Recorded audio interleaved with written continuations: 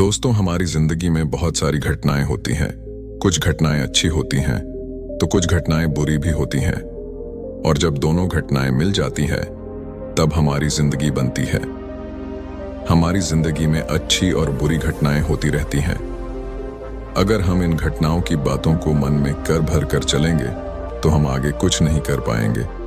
हमें बार बार अपने बीते कल का पछतावा होते रहेगा और इस चक्कर में हम अपने भविष्य में कुछ नहीं कर पाएंगे।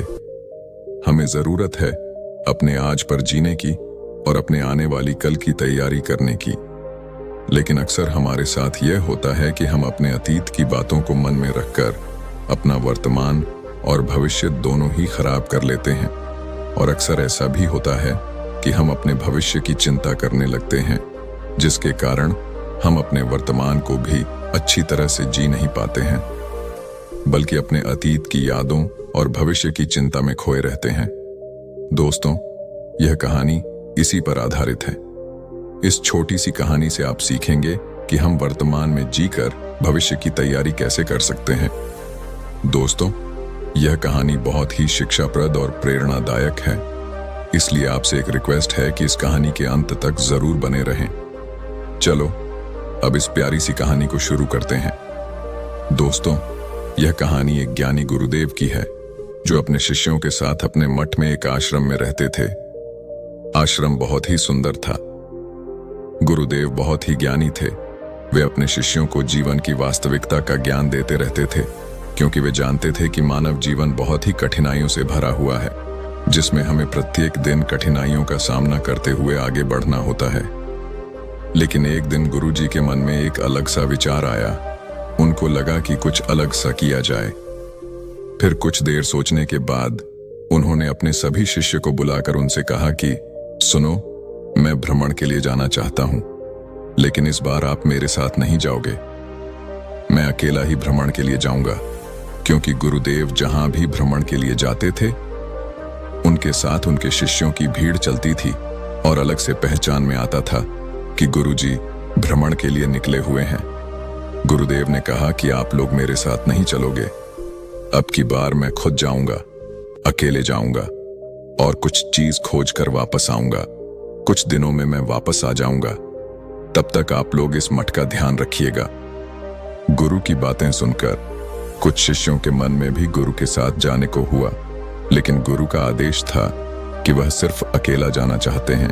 इसीलिए कोई भी शिष्य गुरु के सामने यह नहीं बोल पाया कि मैं भी आपके साथ जाना चाहता हूं। गुरु का आदेश था, शिष्य को मानना था, इसलिए वह कुछ भी नहीं बोल पाए। फिर अगले दिन गुरुदेव अकेले गांव के भ्रमण के लिए निकल गए। चलते चलते गुरुदेव एक गांव से दूसरे गांव की ओर जाते तो रास्ते में जो लोग उन्हें पहचानते थे वे गुरु जी के चरणों को स्पर्श कर उनका आशीर्वाद लेकर उनसे ज्ञान प्राप्त करते थे। और जो लोग गुरु को पहचानते नहीं थे वह गुरुदेव को एक साधारण भिक्षु समझ रहे थे, क्योंकि उस दिन गुरुजी अकेले निकले हुए थे, और गुरुदेव जब भी निकलते थे तो अपने शिष्यों की भारी भीड़ के साथ निकलते थे, तो वह वैसे ही पहचान में आ जाते थे। तब शिष्यों की भीड़ में गुरुदेव को देखकर हर कोई उनको पहचान जाता था। लेकिन आज गुरुदेव अकेले निकले हुए थे, तो जो लोग गुरुदेव को पहचाने नहीं थे वे लोग गुरु को साधारण संत या कोई भिक्षुक निकला होगा भिक्षा मांगने के लिए, यह सोचने लगे। गुरुदेव एक गांव में निकले हुए थे। सुबह का समय था और सुबह सुबह एक घर में शराबी व्यक्ति शराब के नशे में अपने परिवार वालों से लड़ाई कर रहा था। वह अपने परिवार वालों के साथ गाली गलौज कर रहा था। गुरु एक घर से दूसरे घर की ओर जा रहे थे और लोगों को प्रणाम करते हुए आगे बढ़ रहे थे, और कुछ लोग गुरु को भिक्षा दे रहे थे।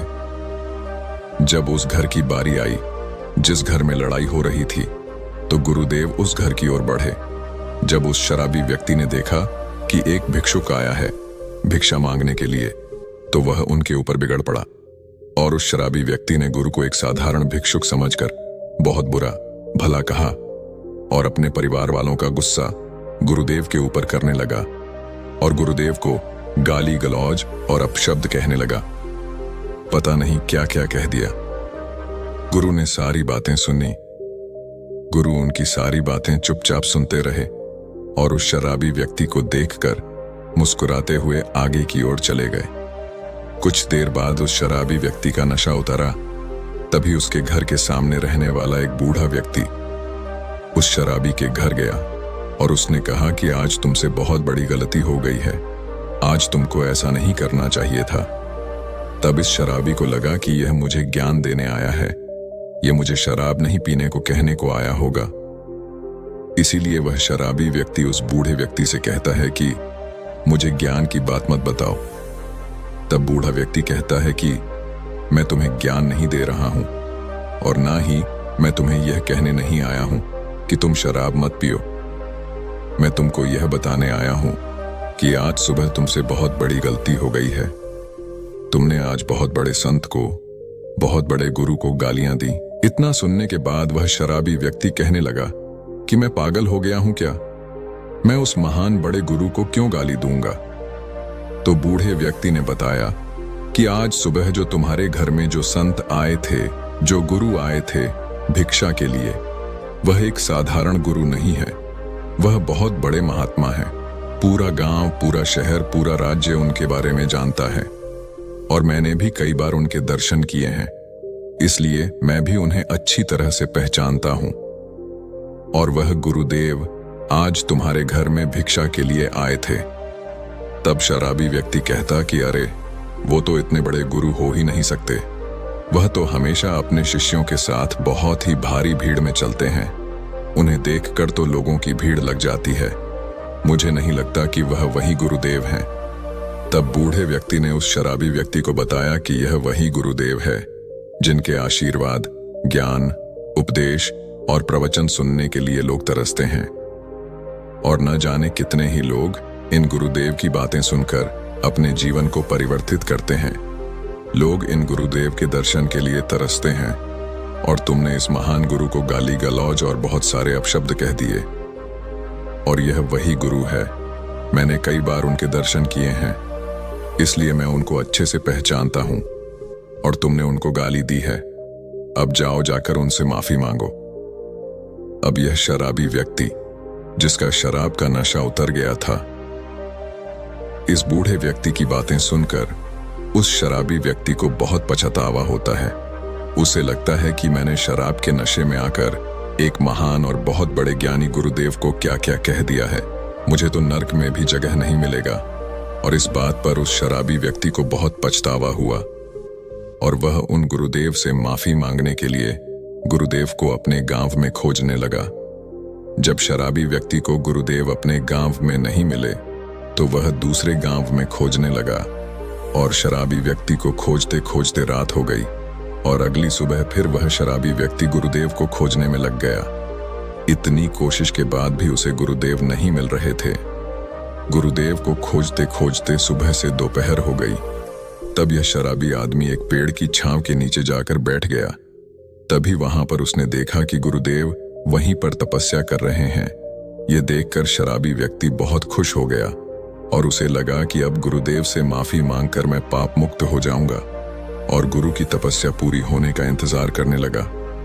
और जैसे ही गुरुदेव की तपस्या पूरी हुई, उन्होंने अपनी आंखें खोली तो उन्होंने एक युवक को अपने सामने बैठा पाया। उसका चेहरा उदास था और उसकी आंखें नम थीं। तब उसे देखकर गुरुदेव ने कहा कि पुत्र, क्या बात है, तुम इतने उदास क्यों हो? इतना सुनने के बाद वह शराबी व्यक्ति गुरुदेव से माफी मांगने लगा और कहने लगा कि गुरुदेव मुझे माफ कर दो, मुझसे बहुत बड़ी भूल हो गई थी। तब गुरुदेव ने कहा कि मैं तुम्हें किस बात के लिए माफ करूं? तब शराबी व्यक्ति गुरुदेव को बताने लगा कि शायद आपको याद नहीं है, कल सुबह आप मेरे घर आए थे और मैं शराब के नशे में था। तभी मैंने आवेश में आकर आपको गाली गलौज और न जाने बहुत सारे अपशब्द कहे। उन बातों के लिए मैं आपसे माफी मांगने के लिए आया हूं, कृपया मुझे क्षमा कर दो। तब गुरुदेव ने बड़े ही प्रेम के साथ उस व्यक्ति से कहा कि कल क्या हुआ मुझे याद नहीं है, मैं तो आज में जीता हूं, तो फिर मैं तुम्हें किस बात के लिए माफ करूं? दोस्तों, ये छोटी सी कहानी हमें ये बात सिखाती है कि जिंदगी में जो बीत गया उन बातों को भूल जाइए। भूलने वाली सारी बातें याद हैं, इसीलिए जिंदगी में विवाद है। कल के बारे में सोचना है, लेकिन उस कल के बारे में नहीं जो बीत गया, बल्कि उस कल के बारे में सोचना है जो आने वाला है। वर्तमान में रहिए और भविष्य की तैयारी कीजिए। जिंदगी जीने का यही सही तरीका है। दिन भर हमारे दिमाग में बहुत सारी ऐसी बातें चलती रहती हैं जिनका कोई मतलब नहीं होता, और ज्यादा समय हम पुरानी बातों के बारे में सोचते हैं। उसने मुझसे ऐसा क्यों कहा, मुझे ऐसा नहीं करना था, मेरे साथ गलत हुआ, ऐसा होता तो अच्छा होता।